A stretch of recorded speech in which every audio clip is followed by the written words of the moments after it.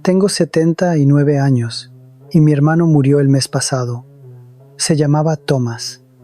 Tenía 81 años y no nos habíamos dirigido ni una sola palabra en 41 años. 41 años. Más tiempo que la mayoría de los matrimonios. Más tiempo que la mayoría de las carreras profesionales. Más tiempo del que algunos de ustedes llevan vivos. Y desperdicié cada uno de esos días por orgullo. Hago este video porque necesito que entiendan algo. El rencor que están guardando ahora mismo, la persona con la que no se hablan, la relación que han descartado, no vale la pena. Se los prometo, no vale la pena. Y no lo van a comprender hasta que sea demasiado tarde. Déjenme contarles sobre mi hermano. Thomas era 2 años mayor que yo. Creciendo en la Pensilvania rural de los años 50, él era todo lo que yo quería ser.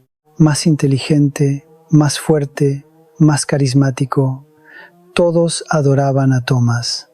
Los maestros, las chicas, nuestros padres. Entraba a una habitación y la iluminaba. Pasé mi infancia a su sombra. No lo resentía por eso. No entonces. Lo amaba. Era mi hermano. Compartimos habitación hasta que yo tenía 16 años. Teníamos chistes internos que nadie más entendía. Nos protegíamos el uno al otro. Eso es lo que hacen los hermanos. Después de la secundaria, Thomas fue a Penn State. Yo fui a un colegio comunitario. Él se convirtió en ingeniero. Yo me hice plomero. Él compró una bonita casa en las afueras. Yo me quedé en nuestro pueblo natal. Nuestras vidas se separaron, pero seguimos cerca. Cenas los domingos, días festivos, llamadas telefónicas que duraban horas. Luego llegó 1983. Ese año murió nuestro padre. Un ataque al corazón, rápido, sin aviso. Y dejó una pequeña herencia. Una casa, algunos ahorros, unos acres de tierra. Nada extraordinario, pero suficiente para destruir una familia. Thomas pensaba que deberíamos venderlo todo y dividirlo en partes iguales. Yo pensaba que deberíamos quedarnos con la casa. Era nuestro hogar de infancia. Nuestra madre había muerto en esa cocina. Nuestro padre había construido el porche con sus propias manos. Para mí significaba algo. Discutimos, al principio pequeñas discusiones, luego más grandes, luego dijimos cosas terribles, cosas que no se pueden retirar. Él me llamó sentimental y tonto. Yo lo llamé codicioso y despiadado. Él dijo que yo estaba celoso de su éxito. Yo dije que él había olvidado de dónde venía. Él dijo que me aferraba al pasado porque no tenía futuro. Yo dije que le importaba más el dinero que la familia. Esa última pelea fue en noviembre de 1983.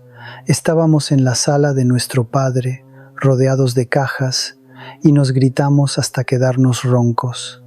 Él se fue, cerró la puerta de un golpe. Escuché su coche alejarse. Pensé que llamaría en unos días. No lo hizo. Pensé que se comunicaría en Navidad. No lo hizo. Me dije a mí mismo que no iba a ser el primero en disculparme. Él estaba equivocado. Él lo empezó. Él debía venir a mí.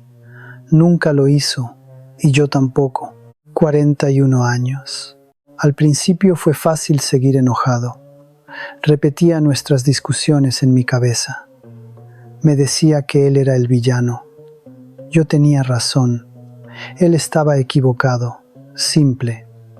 Pero pasaron los años. Me casé, tuve hijos, construí una vida. Y en algún momento olvidé por qué peleábamos en primer lugar. La rabia permaneció, pero la razón se desvaneció. Se convirtió en costumbre. Thomas y yo no nos hablamos. Así son las cosas. Nuestra hermana Mary intentó tender un puente. Me llamaba y decía, Thomas pregunta por ti. Yo respondía, si quieres saber, que me llame él mismo. Ella llamaba a Thomas y le decía lo mismo. Él daba la misma respuesta. 2 viejos tercos, cada uno esperando que el otro parpadeara. Mary murió en 2015.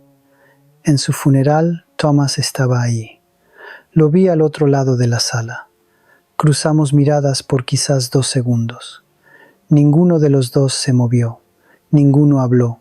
Enterramos a nuestra hermana y no podíamos ni siquiera estar el uno al lado del otro. Esa noche casi lo llamé. Tomé el teléfono. Marqué los primeros 3 números. Luego me detuve.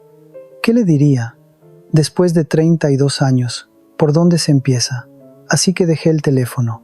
Y me dije, quizás la próxima vez. No hubo próxima vez.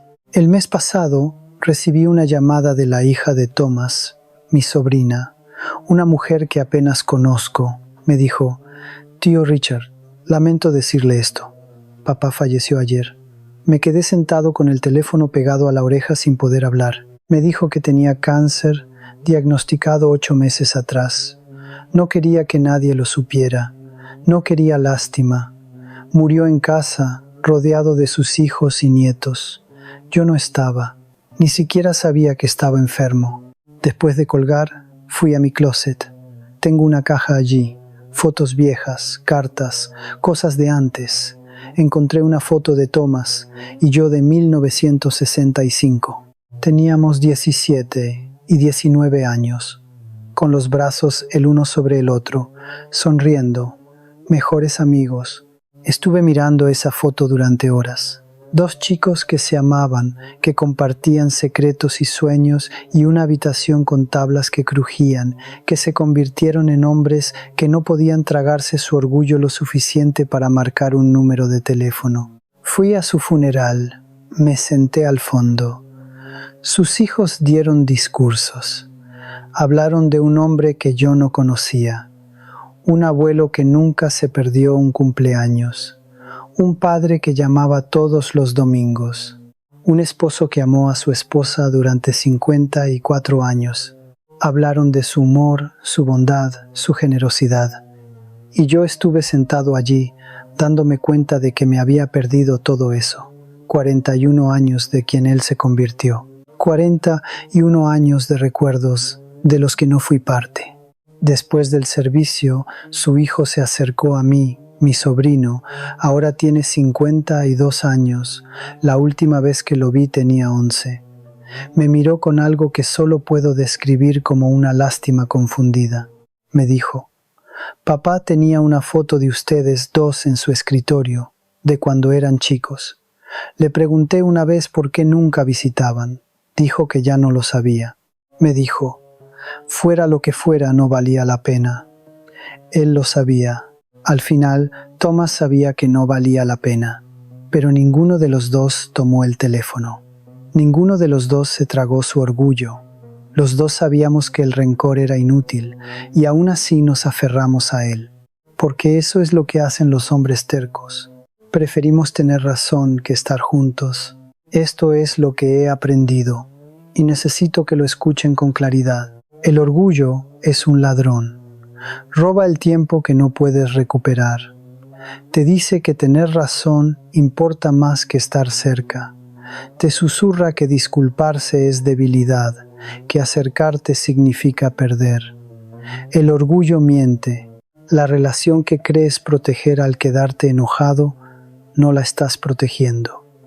La estás matando lentamente, un día silencioso a la vez. Ese familiar con el que no has hablado en años, está envejeciendo. Tú también. La ventana se está cerrando. Un día uno de ustedes recibirá una llamada telefónica y el otro no estará para contestarla. Sé lo que están pensando, pero ellos estaban equivocados. Me hicieron daño. Ellos deberían disculparse primero. Quizás tengan razón. Quizás deberían. Pero esto es lo que sé ahora a los 79 que no entendía a los 38. Tener razón no te da calor por las noches. Tener razón no se sienta contigo en los días festivos. Tener razón no te toma de la mano cuando tienes miedo. Las personas sí lo hacen. La familia sí lo hace. Y cada día que eliges el orgullo sobre las personas, pierdes algo que nunca recuperarás. Toma el teléfono. Llámalos ahora, antes de que el ahora se convierta en nunca. Si esto resuena contigo, no olvides darle me gusta al video y suscribirte a este canal.